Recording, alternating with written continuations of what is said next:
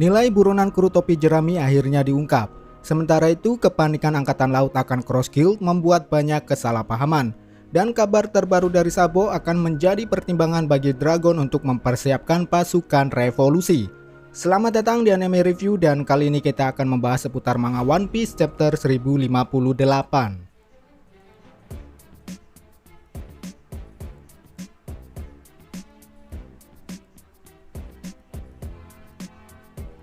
Chapter minggu ini dimulai dari Thousand Sunny Go. Nami memberitahu Luffy atas keputusan gila yang dia ambil ketika mereka meninggalkan negeri Wano.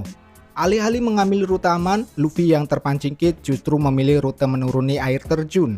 Karena peristiwa inilah membuat Nami marah dan memberikan hukuman pada kaptennya dengan mengurung Luffy di dalam sebuah sangkar dengan wajah yang sudah babak belur. Yang lebih ironisnya lagi, Luffy diperkenalkan sebagai salah satu dari 4 kaisar dengan kondisi yang seperti itu. Selanjutnya, Luffy pun meminta maaf pada Nami atas semua perbuatannya. Tapi sayangnya Nami masih tetap emosi. Menurutnya ada batas kebodohan yang bisa ditolerir. Namun dalam kasus ini, kebodohan Luffy sudah melampaui batasan tersebut. Wajar saja jika Nami merasa marah, karena pada akhirnya apa yang telah diputuskan oleh Luffy merupakan sebuah keputusan egois dirinya yang tidak terima diejek oleh Kid. Ya, begitulah ciri khas sang kapten. Kadang ia bisa sangat diandalkan, kadang bisa juga menjerumuskan nakamanya ke dalam sebuah situasi yang menegangkan.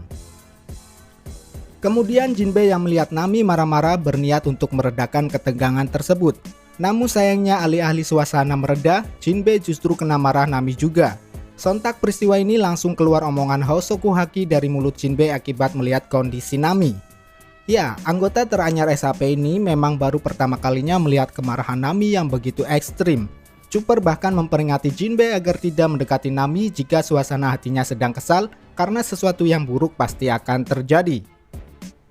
Selanjutnya, di tengah-tengah ketegangan yang sedang berlangsung di atas Sunny Go, datanglah Newsco membawa surat kabar terbaru. Dalam narasi tertulis hadiah terbaru dari Kaisar Luffy si topi jerami dan 9 komandannya. Chopper mendapatkan bounty 1000 berry, mengalami peningkatan 900 berry. Lalu ada Nami sebesar 366 juta berry. Kemudian Brook 383 juta berry. Franky dengan foto terbarunya Sunny Go mendapatkan 394 juta berry. Dan lalu Usopp 500 juta berry. Masing-masing dari keempatnya mengalami peningkatan 300 juta berry.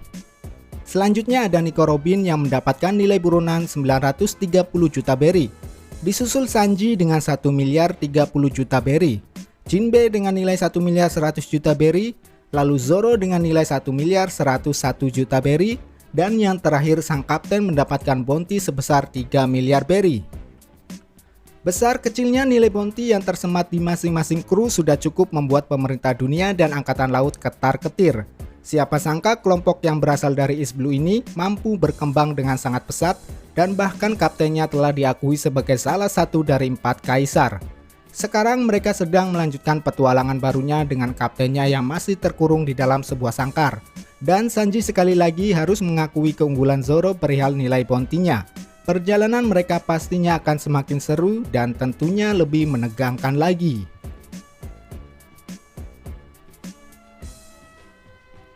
Beralih ke markas Buggy. Bawahannya masih tidak percaya bahwa pemimpin mereka telah mampu merekrut 2 bajak laut kuat seperti Crocodile dan Mihawk. Namun nyatanya apa yang terjadi pada pembentukan perserikatan tersebut jauh berbeda dengan apa yang dibayangkan oleh anak buah Buggy. Di sini kita dapat melihat betapa menyedihkannya Buggy. Ya, hampir sama persis dengan kondisi Luffy. 2 kaisar dalam cerita kali ini mendapatkan sebuah perkenalan yang kurang mengenakan. Kita melihat Buggy menangis dan memohon untuk hidupnya. Wajahnya dipenuhi oleh benjolan dan luka. Dia juga memiliki beberapa gigi yang patah. Crocodile dan Mihawk datang menghampiri markas Buggy untuk memberinya pelajaran. Crocodile meraih kepala Buggy sementara Mihawk mengintimidasi Buggy dengan pedangnya. Buggy yang tidak bisa apa-apa lalu kemudian memohon untuk dimaafkan. Dan sebagai gantinya dia rela melakukan apapun untuk mereka sekalipun itu menjilati sepatunya. Ya, perlakuan mereka pada Buggy memang bukan tanpa alasan. Hal ini semua karena ulah anak buah Buggy yang membuat poster Cross Guild yang seolah-olah menjadikan Buggy nampak seperti seorang pemimpin. Inilah yang membuat Crocodile dan Mihawk murka karena pada dasarnya organisasi tersebut dibentuk oleh kedua tokoh tersebut. Saat ini Buggy sendiri harus menanggung akibat atas ulah anak buahnya. Tak cukup sampai situ, satu persatu rekan-rekannya mulai berpihak pada Crocodile. Ya, Galdino atau Mr. Tree beranggapan bahwa dirinya dari awal bukan menjadi anak buah Buggy. Untuk itulah pertemuannya dengan Crocodile menjadi momentum untuk kembali bernostalgia bersamanya. Sementara rekan-rekan lainnya juga mengikuti Mr. Tree untuk bergabung dengan Crocodile. Nah, dengan ini apakah akan menjadi akhir dari Buggy? Well, tentu saja tidak. Seperti yang dikatakan oleh Mihawk bahwa dengan memanfaatkan status Buggy sebagai seorang kaisar, maka pusat perhatian dari organisasi tersebut akan menitik beratkan pada Buggy. Sementara Crocodile dan Mihawk bisa bergerak seleluasa mungkin. Ya, ini sama seperti julukan Buggy itu sendiri sebagai seorang badut. Artinya bahwa dia akan menjadi pemimpin boneka atas organisasi Cross Guild. Sementara Crocodile dan Mihawk akan bergerak di balik bayang-bayang Buggy. Kemudian setelah kesalahpahaman tersebut mulai mereda, Buggy akhirnya muncul ke hadapan anak buahnya dan memperkenalkan organisasi barunya di depan mereka. Kekaisaran Buggy mulai menatap era baru dengan pembentukan Cross Guild. Namun dalam hatinya, nyawa Buggy merasa terancam. Well, kita nantikan saja kelanjutannya, siapa angkatan laut yang akan menjadi korban pertama atas pembentukan organisasi ini.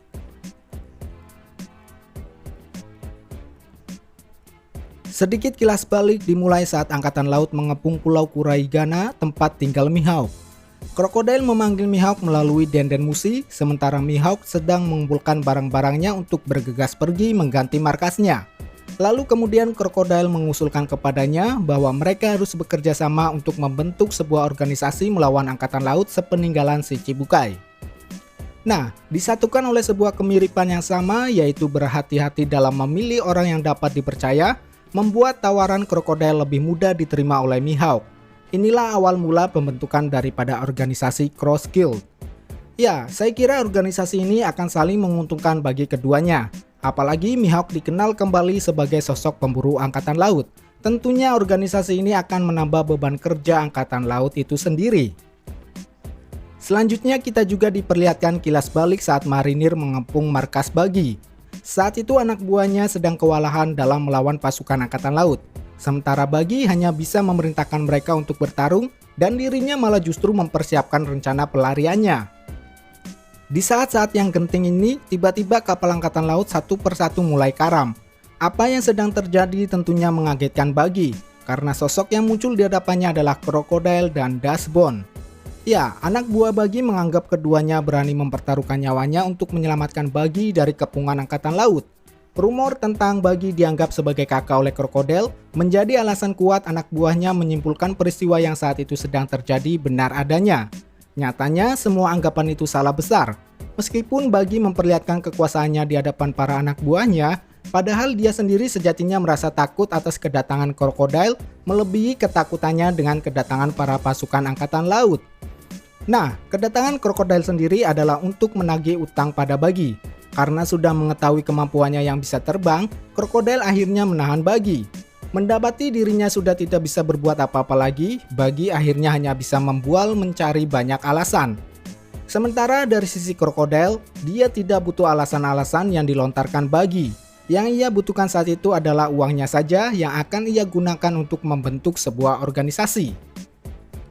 Ya, pada akhirnya kilas balik ini sekali lagi memperlihatkan faktor keberuntungan seorang Buggy.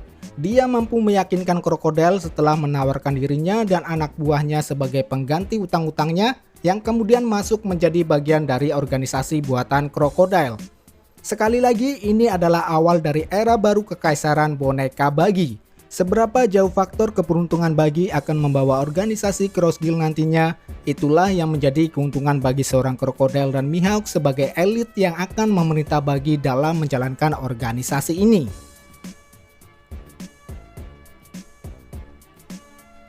Di tempat yang berbeda, yaitu di markas besar Angkatan Laut, Brenyu mengadakan rapat darurat.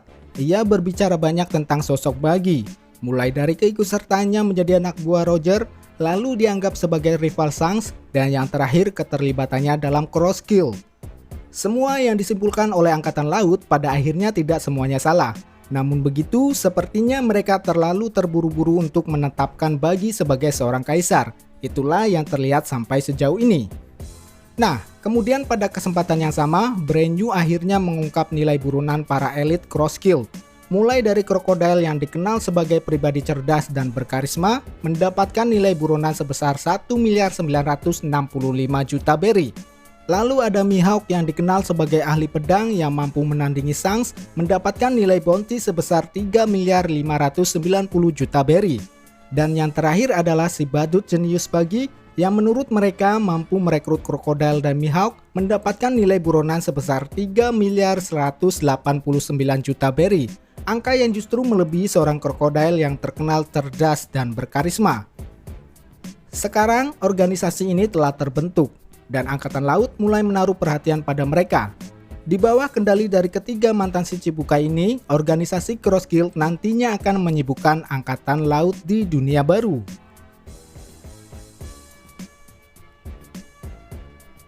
Beralih ke kerajaan Kamabaka, para pemimpin tentara revolusi telah kembali dengan selamat. Hanya saja kedatangan mereka tidak bersama dengan Sabo. Mereka lalu memberitahu Koala bahwa Sabo baik-baik saja. Karasu juga mengatakan terkait insiden yang terjadi setelah mereka berpisah bahwa dia memilih untuk percaya pada Sabo. Nah, di sisi lain, Dragon sebagai pemimpin mereka juga merasa senang jika Sabo baik-baik saja. Namun begitu, terkait rumor yang menyebutkan Sabo sebagai pembunuh Raja Cobra, jika isu itu benar adanya, maka Dragon tidak akan memaafkan Sabo apapun itu alasannya. Ya, isu yang sudah beredar ini memang membuat pasukan revolusi sedikit panik.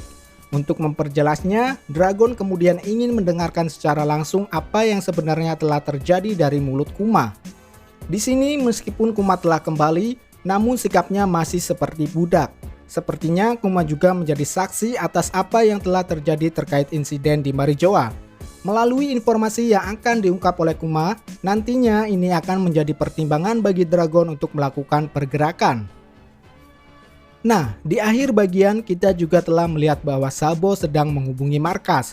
Dengan ini, maka segala informasi valid yang telah terjadi akan segera terungkap kebenarannya.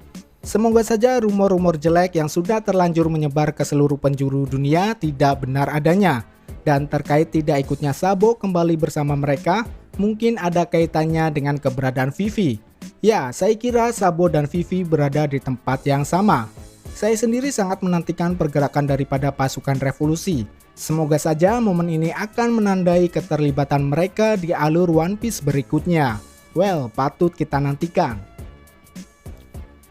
Baiklah, saya kira itulah pembahasan One Piece 1058. Seperti biasa, jika ada kesalahan mohon dikoreksi. Dan apabila teman-teman ingin menambahkan, silahkan tuangkan opininya di kolom komentar. Mari berdiskusi. Cheers!